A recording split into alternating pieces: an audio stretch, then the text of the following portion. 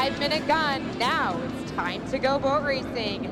Here's who will be racing in Heat 2B, presented to Seafair by Cathay Pacific. Seafair thanks HomeStreet Bank, proud sponsor of the HomeStreet Bank Cup.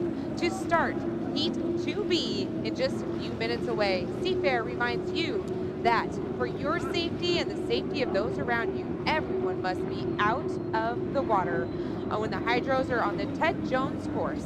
Now it's time to get out on the water and watch the world's fastest race boats, Heat 2B, presented for Seafair by Cathay Pacific.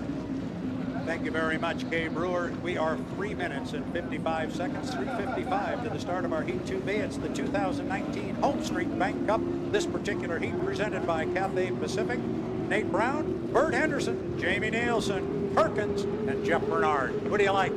Boy, right now I like the little duel going on up here up the front stretch. These guys are really close together for storing procedures. You talk about a couple of guys who have known each other since they were knee-high to you and I. Jeff Bernard, who just cut the race course there, and that's Brian Perkins, going to come all the way down in the Carstar-powered Miss Rock. He will go to the bottom end of the race course. Jeff Bernard will cruise up the backstretch. Meanwhile, the predominantly red boat coming down the front straightaway here on the outside is Bert Henderson from Brockville, Ontario, Canada. And just behind him and to his left on the inside, Jamie Nielsen. And you know, I just love to say this, the Chartreuse of Carnival Orange, U11 J&Ds presented by Reliable Diamond Tool. I say keep an eye on Mr. Nielsen in this one. I think all these guys, you know, all these boats are so close together in qualifying speeds, so close together in testing speeds. This heat, of all the heats, get out of your chairs, come to the water's edge, watch this one. It's going to be a Donnybrook. It's a little bit slower than the guys we saw before, but the racing is going to be deck to deck and exciting. That's 3 cuts in a row for Jeff Bernard. He's been on the outside of Brian Perkins, and then Brian got on the inside of him, and now he's reversed it. So Jeff's going to go back to the inside, keep Brian on the outside. Lots of stuff going on here, and still lots of time, Nate. 2:20 till the start. Yeah, these guys down in the North Kern, they're almost in the right spot if they stay in that spot. The other guys are going to have to cut the course here, I think. If, you know, Perkins should cut the course in here and try to grab an inside lane if he wants it. I think you want to be down here at the entrance bend of this corner after a minute 10 seconds. Been watching these guys. The last heat, the guys got down here about a minute 5, and they all seem to have pretty good runs to the line. So if it plays out that way, if Jamie Nielsen can back it off here a little bit. They should have been going slow coming off the exit pin, like I was saying, because right now he's too early. Yeah, he's going to get down here. It's still a minute 40 until the start. See if they want to try it. He can't go below 80. This is not a 5-liter. He can't park and start this thing. He's got to go 80. And he can't cut it now, so to put a loop in. So see if he doesn't go, and there he goes. He's going way wide, just like he did yesterday, but he's going to take Bert with him because they're both in the same boat, no pun intended, but they've got to go way deep in the corner to try and knock off some time. You got to like it, a minute 15 where Jeff and Brian sit. That's Jeff Bernard on the inside, the 1918, the Alberto Super Salami. And then it is the 99.9 Carstar-powered Miss Rock with Brian Perkins right behind him. 1 minute, Nate. 1 minute right now. Yeah, those guys are crawling going up the backstretch. Yeah, I don't know how. It's, you know, honestly, Jeff Bernard is sitting in a good spot. He's going to be able to get a flying start lane 3, and these guys are going to be just left with an anchor out. Same thing that happened to them yesterday, and Jamie Nielsen went all the way up to the floating bridge. Now, that's a pun because he can't go that far, but he went all the way up against the outside course markers to burn clock, and he's going to have to do it again. Coming up on 30 seconds until the start. These guys are going to have to get these marks squared away. You gotta like the positioning of Jeff Bernard in lane 1 from a lane standpoint, but you've also gotta like it from a timing standpoint. They're still early though, Nate. It's just now inside 20 seconds. We're down to 15 to the start. Now they'll come off the top end of the course and square up and come down. In lane number 1, it's going to be Jeff Bernard. Then it's going to be Henderson in 2. Going to be Perkins in 3, and on the outside, Nielsen 2 seconds, 1 second mark. And we are racing here in our Heat 2B, presented by Cathay Pacific. The referee has said the start was good. So down in the lower corner, we'll see who gets in and out first. Got to get in and out clean. That's the first thing. First boat to turn the corner, Jeff Bernard Lane number 1, 1918, Oberto Specialty Meat Company. The Super Salami has got the lead, but look at the speed on the outside. That is Nielsen that is on the outside. It is also Perkins. Nate, they are tightly bunched up the backstretch. Oh, yeah, and Bert's driving in a hole right now. He's going to get to this corner. It's going to get really white. Top end of the race course. And look at Jamie Nielsen on the outside in the 11. J&D's presented by Reliable Diamond Tool, and he's going to come down almost dead even with Jeff. Jeff flying the boat on the inside. But look at the speed we're seeing out of Jamie Nielsen. Really got that chartreuse at Carnival Oars. He actually, Nate, he's got the lead at the entrance bend. He does. He's got to squeeze it down now to get it. He's got plenty of overlap on Perkins, so bring it on down, Jamie.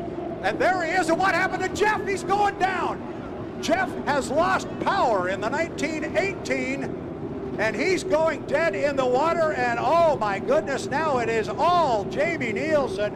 What a tough break for Jeff Bernard. In the 1918 Oberto Super Salami, he is dead in the water. Nate, it's one thing to not win the heat, but it's another to get no points when you don't finish. Oh, and yesterday when he jumped the gun, now with no points this time. I mean, he's not in a good position right now for points. But look at Jamie Nielsen. He was rocking and rolling in lane 5. I know these guys are running a different engine. The fuel control started, and they're really happy. This is their strong motor with a real temperamental fuel control. So this was a good win for these guys, or so far. It's white flag lap right now. He is on his final lap, and this is the team that struggled mightily in the Tri-Cities. They struggled here yesterday, and this has got to feel real good if he can bring it home. Oh, Scott and Shannon Rainey, they are crossing their fingers, their toes, and everything they got. Could he come home with 400 points here in our Heat 2B presented by Cathay Pacific? And this would be the first heat win for this gentleman in an unlimited hydroplane. And it would also be the first win for this team,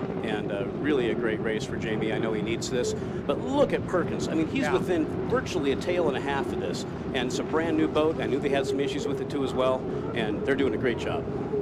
This is awesome. I am so happy for that race team and for Jamie Nielsen. He comes down, checkered flag flies. U11 J&D's presented by Reliable Diamond Tool. Nielsen with 400 points, second place. Brian Perkins in the 99.9. Carstar powered Miss Rock, a brand new boat a week ago on Friday. And a man from Canada, Brookville, Ontario, Canada, Bert Henderson, will come home third in the Boitano Homes. Gotta feel bad for Jeff Bernard, dead in the water in the lower corner, no points. There's somebody else I'm really happy for this weekend. It is Nate Brown, because you get to go down there and talk to a very happy Jamie Nielsen. That was my way of reminding you, Nate. You forgot again. Yeah, I was just going to say that Bernard, you know, let's hope it's something they can fix easy. Because if it's something like a propeller or something like that, they're in a world of hurt. Yeah, it is, and I don't see Jeff. He didn't move, did he? Did he just drift by? Oh, now I do. I see him. He's right at the exit pin. So Nate Brown is going to buckle up, put on some new hardware. Nate thought this was going to be a great cushy job. He could just come up here and sit down and put his feet up, call some boat race, and be good. Now we got him running all over the pit area. So, Kay Brewer. Yes, Bradley Luce. What do you think of that one? That was a fun race to watch. Not sure exactly, like you were saying, what happened with the 1918. From our view and from what I was watching, I'm wondering if he got pinched, hosed down, and maybe burnt out the fire on that one. So we might have to watch for the judges' review. We do have drones that are flying above these corners to make sure that these drivers stay in their own lane. If they do cross in front of each other's lanes, it's a penalty. I mean, we'll have to see exactly what happened on that. Might want to watch the review that turn and see what happened. But Jeff Bernard, he has popped the lid open and bringing her back in. Unfortunately, not on his own power. Yeah, and I want to, on the air here, I want to lean over toward our Kim Meredith here, who monitors the H1 Unlimited radio. There was no chatter on the radio about 80-mile-an-hour warnings before the start. She's shaking her head. No, she doesn't like talking on a microphone, but she does a whale of a job here. And she shook her head. No, she did not hear of any warnings, and we were worried that maybe Jamie was going to get one. He was up there awfully early. Well, you said he did it yesterday. Maybe that is part of their strategic moves, but I don't think that they'll do that later on, because if you do it at 2 races or expecting it in the 3rd, they might want to do something. You can Hey, guys. hear the crowd. Take Hey, it, guys. take it. Hey, I got a lot of excitement down here. Scott Rainey, your whole team back here is like you won the Gold Cup. Well, the best is yet to come. You know, we gotta keep our heads here. That's one heat, gathering points, get ready for the final, and keep learning. Keep learning. That's the game. That's right. Nice job with the J&Ds, and it looked flying. I'll wait till after TV. We'll interview Jamie. Thank you. Boy, Nate, we could hear the cheer all the way up here. Your mic was open, and I think even if your mic was off, we would have been able to hear that. That was awesome. An awfully, awfully happy Jamie Nielsen. He got the call 2 weeks ago to become the driver of that beautiful hydroplane. They struggled, as I mentioned, mightily in the Tri-Cities a week ago, and then to come here on race day morning in their first heat, get paired up with some stiff competition, and walk away with apparently what's going to be a first-place finish and 400 big points. Because, Kay, it's all about points. It is all about the points, and they want to collect as many points because they have to have. We don't Hey, even guys. Go. Hey, I got Perkins right here in front of me. Nice run, man. I mean, this is a new boat. You're working it out. You're really respectable. You're right in the rooster tails with these guys. Yeah, we're doing everything we can for the Car Star 99.9 rock boat, and you know, it's running really good. You know, we just need some more horsepower to run with the J&D's guys. Jamie just did just an awesome job. Hats off to him. Those guys really deserve it. But yeah, we're getting better. Hopefully, we'll be up there at the final. It's great to see KSW still in this thing. This was the sponsor for my first ride back in 1991. So I got a little bit of history with this thing, too, as well. It's really great. So thank you very much, and keep up the good work. My pleasure. It's an honor to drive for the rock boat. It's, like you say, it's got a following here in Seattle, and proud to be a part of it. All right, back up to you. Nate, I've got about 3 minutes. I'm right up against an air show, so if you can get Jamie quickly. I'm right behind him right now. All right? I'm literally staring down a 2-minute window here.